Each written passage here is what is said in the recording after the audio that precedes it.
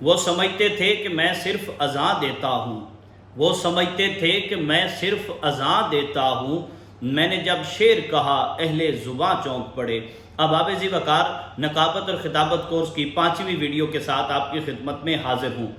گزارش یہ ہے کہ کل کی ویڈیو میں ہم نے آخر میں بتایا تھا کہ فلاں کلیات اور ان شعراء کے ہیں، آپ ان کو پڑھ سکتے ہیں، ان کو تیار کر سکتے ہیں۔ ایک سوال کثرت سے ہم سے پوچھا جاتا ہے اور کئی لوگ اس کو تنقیدی انداز میں پیش کرتے ہیں کہ اس شاعری کی ضرورت کیا ہے۔ میں حضرت مولانا زاہد الراشدی صاحب دامت برکاتہم کی ایک تحریر پڑھ رہا تھا۔ آپ لکھتے ہیں کہ غزوہ احزاب کے موقع پر جب اللہ رب العزت نے مسلمانوں کو فتح اور نصرت عطا فرمائی، کامیابی عطا فرمائی اور کفار مکہ اور مشرکین ناکام اور نامراد واپس لوٹے، جس کو قرآن لم ینالوا خیرہ سے تعبیر کرتا ہے، تو رسول اللہ صلی اللہ علیہ وسلم نے مسجد نبی میں صحابہ کرام کو جمع کیا اور آپ نے 2 تاریخی اعلان کیے۔ پہلا اعلان تو رسول اللہ صلی اللہ علیہ وسلم نے یہ فرمایا کہ آئندہ کے بعد یہ کفار مکہ، یہ مشرکین ہم پر حملہ آور نہیں ہوں گے، بلکہ آئندہ کے بعد ہم لوگ ان پر حملہ آور ہوں گے۔ اور دوسری بات جو آج کے ہمارے موضوع سے متعلق ہے، آپ صلی اللہ علیہ وسلم نے یہ ارشاد فرمایا کہ اب آئندہ کے بعد جو ہماری ان سے جنگ ہوگی وہ زبان کے ذریعے ہوگی، یعنی یہ اپنی خطابت کے ذریعے، اپنی شاعری کے ذریعے عرب کے جو دیگر قبائل ہیں ان کو ہمارے خلاف بھڑکائیں گے، تعصب پھیلائیں گے اور ہم نے اس کا جواب دینا ہے۔ آپ صلی اللہ علیہ وسلم نے صحابہ کرام سے پوچھا کیا آپ اس کے لیے تیار ہو؟ تو 4 صحابہ کرام کھڑے ہوئے، جن میں حضرت عبداللہ بن رواحہ تھے، حضرت کعب بن مالک تھے، حضرت حسان بن ثابت تھے، اور یہ تینوں جو صحابی ہیں یہ شاعر تھے، اور چوتھے جو ہے وہ حضرت ثابت بن قیس رضی اللہ تعالیٰ عنہ کھڑے ہوئے، جنہیں ہم پہلے بتا چکے ہیں کہ وہ خطیب انصار اور خطیب رسول اللہ ان کا لقب تھا۔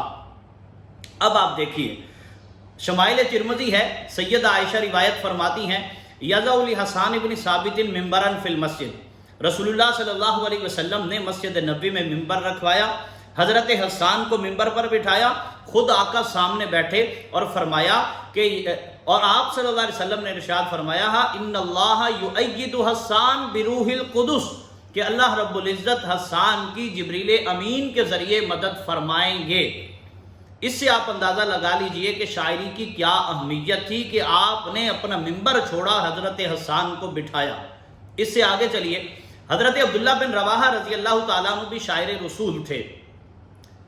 آپ صلی اللہ علیہ وسلم عمرۃ القضاء کے لیے 7 ہجری کو تشریف جب لے گئے تو حضرت عبداللہ بن رواحہ ہی وہ تھے جنہوں نے رسول اللہ صلی اللہ علیہ وسلم کی سواری کی مہار کو پکڑ رکھا تھا اور آپ رجزیہ اشعار پڑھ رہے تھے۔ رجزیہ کے بارے میں تو آپ جانتے ہوں گے، اکثر مدارس سے وابستہ لوگ ہیں۔ رجزیہ اشعار پڑھ رہے تھے، جب حضرت عمر نے انہیں دیکھا تو اشاروں کنایوں میں روکا۔ رسول اللہ صلی اللہ علیہ وسلم نے ارشاد فرمایا دع یا عمر، کہ اے عمر تو چھوڑ دے، یہ جو اشعار ہیں یہ دشمن کے سینوں پر تمہارے تیروں سے زیادہ اثر کرتے ہیں، یعنی نشتر برساتے ہیں۔ بنو تمیم کا قبیلہ تھا، بڑا مغرور قبیلہ تھا، اپنے خطابت پر، اپنی فصاحت پہ، اپنی بلاغت پہ انہیں ناز تھا۔ رسول اللہ صلی اللہ علیہ وسلم کے پاس وہ تشریف لائے، ان کے سردار حضرت اقرع بن حابس تھے جو بعد میں ایمان لائے۔ آپ صلی اللہ علیہ وسلم سے کہا ہم نے آپ سے مقابلہ کرنا ہے، اپنے شاعر کو پیش کیجئے۔ تب رسول اللہ صلی اللہ علیہ وسلم نے حضرت حسان کو پیش کیا۔ پھر انہوں نے خطابت میں مقابلہ کرنا چاہا تو آپ نے حضرت ثابت بن قیس کو پیش کیا۔ تو بعد میں حضرت اقرع بن حابس نے کہا کہ آپ کے جو شاعر ہیں، آپ کے جو خطیب ہیں، وہ ہم سے فصاحت اور بلاغت میں اچھے ہیں۔ آپ ان باتوں سے اندازہ لگا لیجئے کہ اس شاعری کی اہمیت کیا ہے۔ جہاں پہ یہ فرمایا گیا ہے وَالشُّعَرَاءُ يَتَّبِعُهُمُ الْغَاوُونَ، وہاں پہ رسول اللہ صلی اللہ علیہ وسلم نے ارشاد فرمایا اِنَّ مِنَ الشِّعْرِ لَحِکْمَةً۔ تو بہت سارے اشعار اتنے شاندار ہیں کہ جو آج بھی کایا پلٹ سکتے ہیں۔ کلیات کے بعد آج ہم جس موضوع پہ آخر میں بات کریں گے وہ ہیں جدید دور کے شعراء۔ کون کون سے ایسے شاعر ہیں جنہیں آپ سن سکتے ہیں، آپ اپنی نقابت میں، آپ اپنے خطابت میں ان کے اشعار کو ایڈ کر سکتے ہیں۔ سب سے پہلے نقابت میں، خطابت میں اور شاعری میں ایک بڑا معتبر اور محترم نام جناب قبلہ نادر صدیقی صاحب ہیں، جن کا گفتگو کے شروع میں بھی میں نے شعر پڑھا تھا۔ ہمارے اس وقت جتنے بھی نقبا ہیں وہ سارے نادر صدیقی صاحب کے کلام پڑھتے ہیں۔ ان کی کتاب ہے تطہیر، ان کی کتاب ہے ایجاب، ان کی کتاب ہے راکیون، یہ آپ لیجئے، آپ پڑھیے، آپ اپنے ان میں سے کلاموں کا انتخاب جو ہے وہ کیجئے۔ اور بالخصوص منقبت کے باب میں جو موضوع ایسے تھے جن پر تشنگی جن میں باقی تھی، جن پر کسی نے کام نہیں کیا تھا، ان پہ نادر صدیقی صاحب نے کام کیا ہے۔ دوسرے نمبر پہ آج کل بہت زیادہ مشہور ہیں یونس تحسین صاحب۔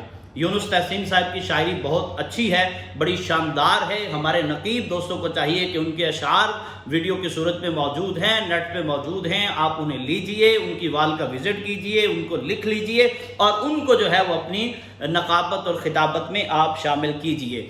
الطاف منہاس صاحب، بڑا شاندار نام تھا، ان کا پہلے ہم تذکرہ کر چکے ہیں۔ قندیل منہاس شائع ہو رہی تھی، مجھے اب علم نہیں ہے کہ وہ شائع ہوئی یا نہیں۔ الطاف منہاس صاحب کی شاعری بڑی شاندار ہے اور ان کا ایک حمدیہ کلام جو ہے وہ بڑا مشہور ہے۔ کہیں پر وہ ہاتھیوں کو ابابیلوں سے مروا دے، کہیں پر وہ 1313 سے پٹوا دے، یہ بڑا مشہور کلام ہے جس کو میں نے اور دیگر نقبا نے پڑھا ہے۔ اس کے بعد آتے ایک اور نام ہے، اگر آپ پنجابی شاعری پڑھنا چاہتے ہیں، سرائکی شاعری پڑھنا چاہتے ہیں، خان محمد کمتر رحمۃ اللہ تعالیٰ علیہ کا دیوان اگر آپ کو مل جائے کہیں سے، خان محمد کمتر رحمۃ اللہ تعالیٰ علیہ کی شاعری بہت شاندار ہے۔ وہ جیسے ان کا شعر ہے، ان کا کلام ہے، کیڑا یار ہے جیڑا محمد دی دعا ہوئے، بادشاہ کون ایسا جدا کرتا پھٹا ہوئے، حضرت فاروق اعظم رضی اللہ تعالیٰ عنہ کی شان میں ہے۔ اس کے بعد آئیے ایک اور نام ہے، ہمارے دوست ہیں فائق ترابی۔ میں نے ایک ربائی پڑھی تھی، آپ کو یاد ہوگا، عمر بر خاک بکف خاک بسر پھرتا ہے، مضطرب دشمن مولائے عمر پھرتا ہے، کل بھی راتوں کو مدینے میں عمر پھرتا تھا، آج بھی دل کے مدینے میں عمر پھرتا ہے۔ تو یہ کلام بھی فائق ترابی کا ہے۔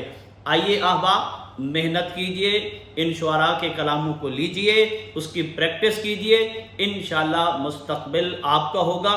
کل کی ویڈیو میں جو نقابت کی کتابیں ہیں مختلف، انشاءاللہ ان کو ہم ذکر کریں گے، ان کو ہم آپ کی خدمت میں پیش کریں گے۔